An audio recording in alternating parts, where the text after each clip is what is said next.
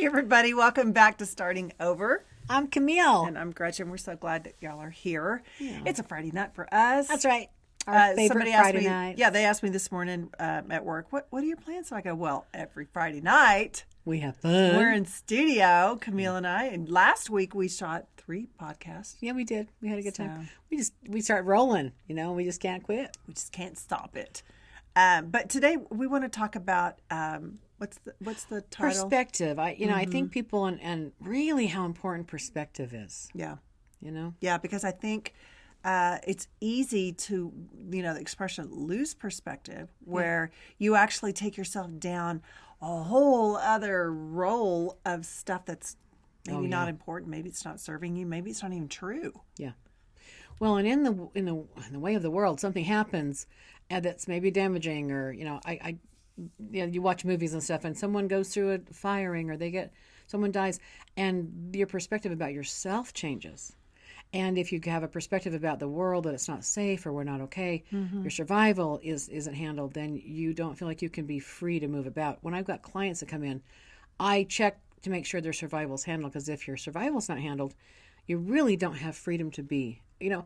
Einstein, one of his students asked him, he said, "What's the most important question to ask you, Einstein?"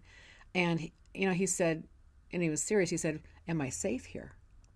Because if people don't feel safe in their environment, or their survival's not handled, they really lack the ability to be self-expressed and really know themselves, right? Yeah, because you don't have, you can't let yourself be kind of free or be yourself, because you're constantly worrying about survival. And safety. We don't necessarily mean just like food on your table, but it could be emotional survival. It could be physical survival. I mean, it could be anything, And so, I know like sometimes during cancer, it was hard to think of other things other than my cancer. Yes. But that I had to, because cancer couldn't be my survival mode. I had to have other things make up, who I am. And I think that's the same with anything. If you're so focused on paying bills, you're always going to be paying bills, because that's where your energy is going. Yeah. Which is why vacations are such a reprieve for people, because they get to be out of that survival mode kind of situation that you're talking about. And see a new perspective. I actually had a mentor say to me once, "I want you to get on top of a skyscraper. I want you to go to the top floor and look down." I'm like, "Why? Why am I doing that?" He said, "Just do it and then call me." I'm like, "All right." Well, I did it, and I went, whoa. It was such a whole new perspective. And just that different viewpoint really did shift my mood. Yeah.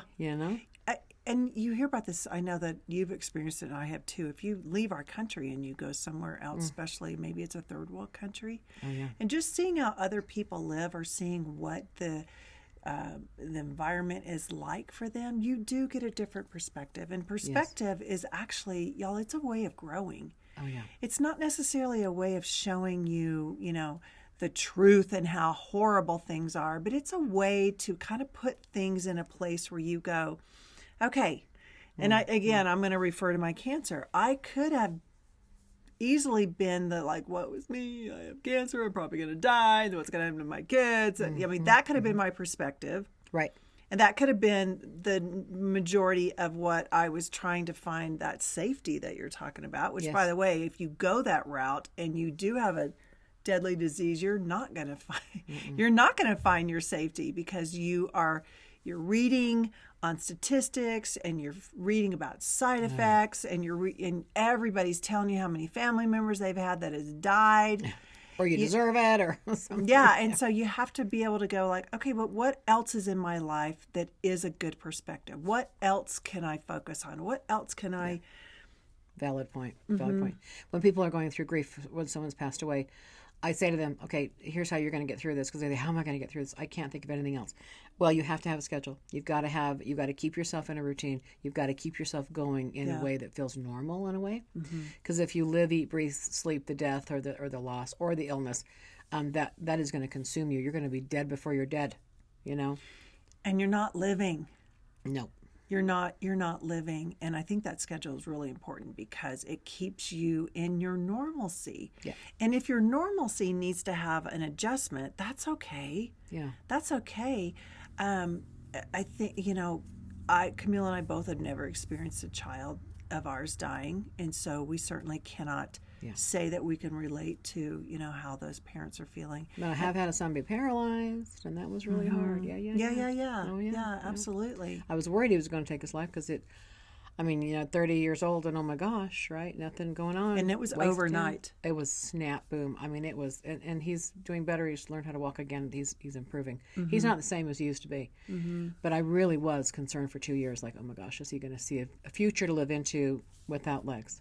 And it's hard. I think what we're trying to say is we get that there are moments in time, there are moments in your life that, yes, it is consuming. I'm sure guaranteed you thought about your son almost all the time. And you know what I did with that? Like when I would think about him, like being paralyzed, my immediate, I say we all have a moment to pause. Mm-hmm. We get to choose. I saw him running. I saw him well. Yeah. I continued to have that perspective. I'm like, and I'd say to him, well, I guess lightning struck you, and now you're different, and you're going to reinvent yourself from the waist up, bud. Right. Right. So and he would say, that's exactly how it felt, Mom. I'm like, yeah. So what? Mm-hmm. Why is this a good idea? How is this going to improve your life? Because I believe it is. Oh, sure. I think that if you're not experiencing something like this, but somebody else in your family is, the biggest thing you can do is not be the doomsday. Yeah. That's right. Be the normal, happy, yep. However you are, but show up for them in a way that gives them a reason to not focus on their ailment. Yeah. Their perspective. Maybe their perspective needs a little change, Yeah. And people can change. You see it every day. Oh, I do help them.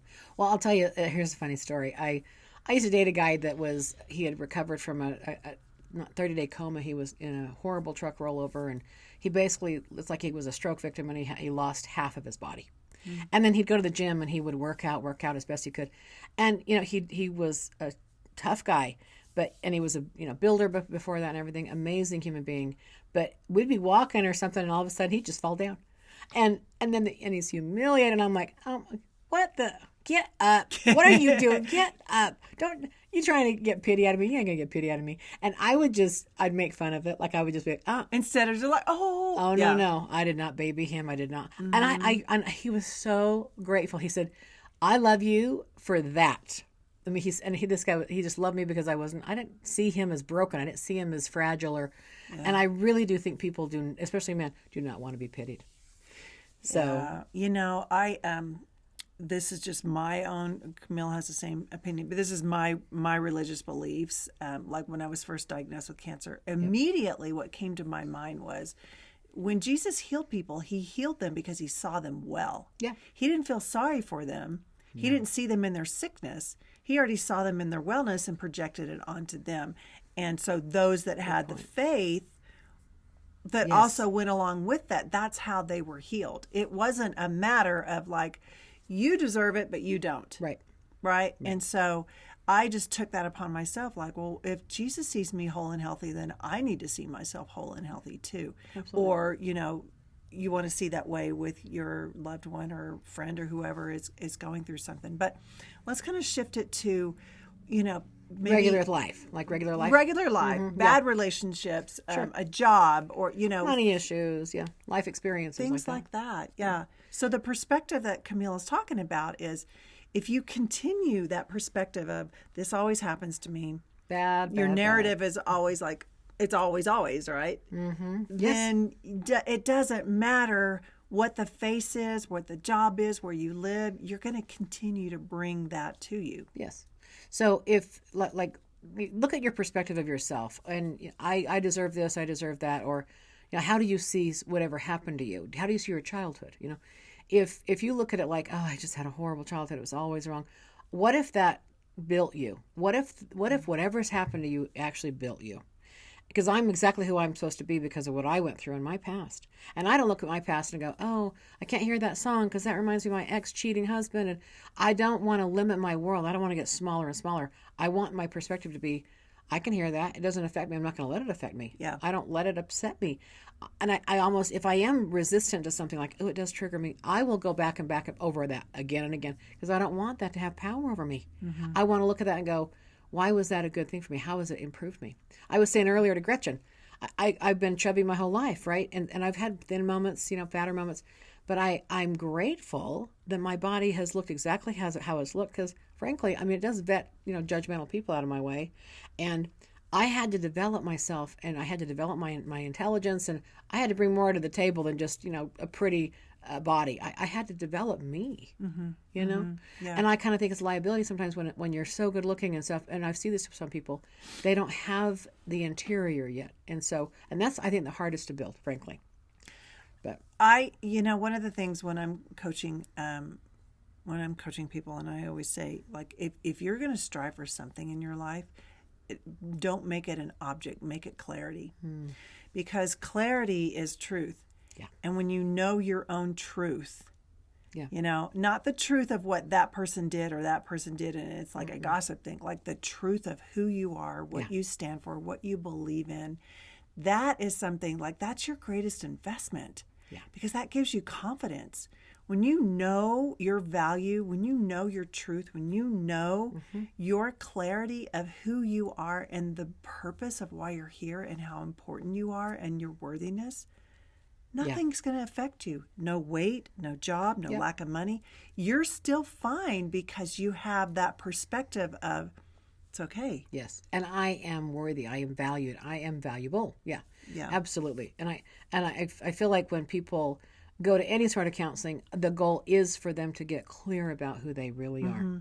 And when you get that clarity, again, everything tends to work itself out. It's almost like that new perspective of this is really who I am and why I'm here.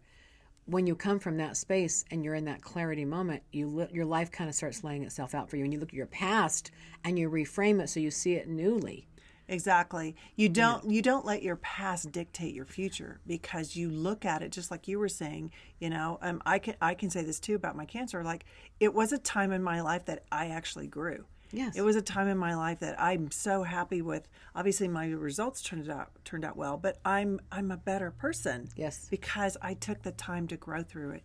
You looked at your weight throughout your whole life and didn't hate your body, didn't hate your weight. Oh, I think I used to as a kid because I'm judged just like people are. I grew up with the Twiggy was the model. Remember? I'm like, well, that ain't gonna be me. So I didn't have to go into those races. I didn't have to compete in that same way. I just avoided that, and a lot of girls couldn't avoid that. I felt bad for them actually. Yeah. But I look back and I see that I had to figure out, well, who am I really going to be? Like I think Eckhart Tolle. I heard him being interviewed, I think by Oprah, and she said something about his looks, and he said, I never had that problem. Meaning I didn't have to deal with being good looking, So he never was going to be attractive or whatever. And so he just developed himself other ways. And I resonated with that, right? Because it wasn't something that he was going to have to deal with. Like that would be a problem. But sometimes I think with, say, a physical appearance, I think that can be determined by what everybody else thinks. Yes. Or what society says is of acceptable. Course. And really, when you get that clarity and you start really loving and owning who you are, none of that matters anyway. No. Confidence is sexy. And so what happens is things just kind of start falling into place. Whether you love yourself just the way you are or things start shifting because you're not focused on the negative of it. You don't make it mean anything. It's not in your way. It doesn't get in my way. It doesn't get in his way. John Malkovich. I hope you're not listening, but he's not very attractive. Meaning, he kind of swishes when he walks. He's got hips. But that guy can. He's got sex appeal, and you look at him and go, "Why? How is that guy attractive?" Because he's got confidence. Yeah. So you're right when it's not about that anymore.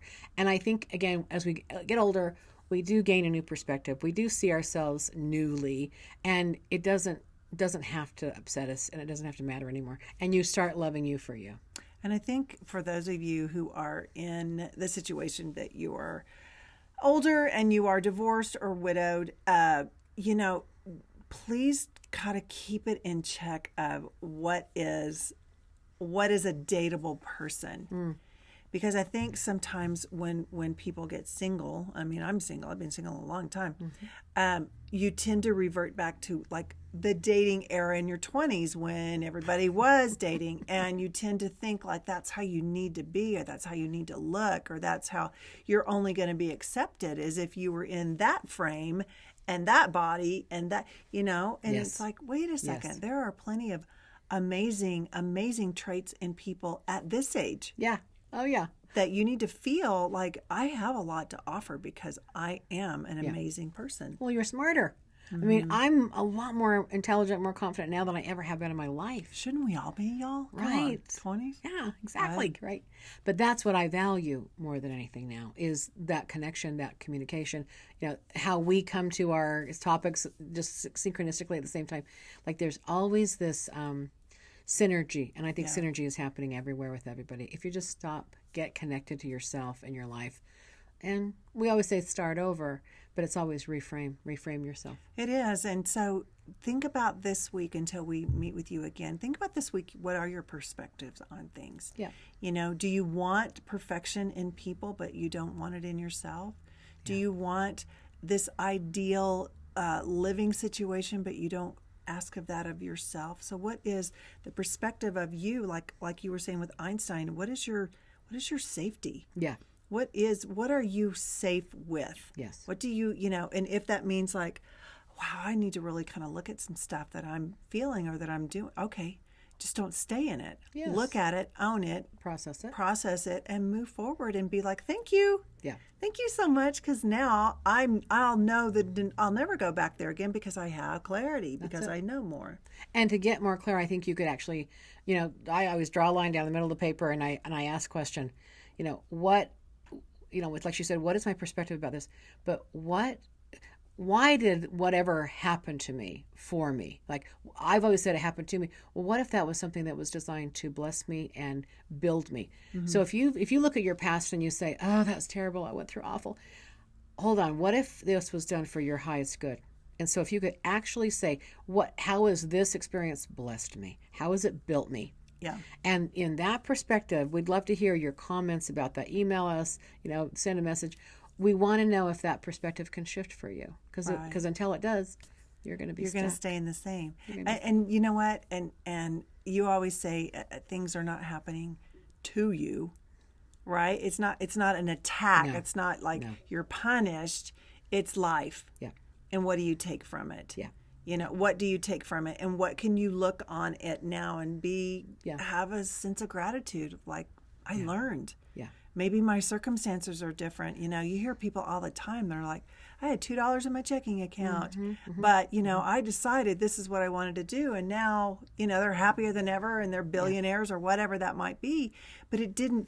The circumstance didn't make them become and feel a certain way. They still felt beyond whatever their circumstances were. That's right. Yeah.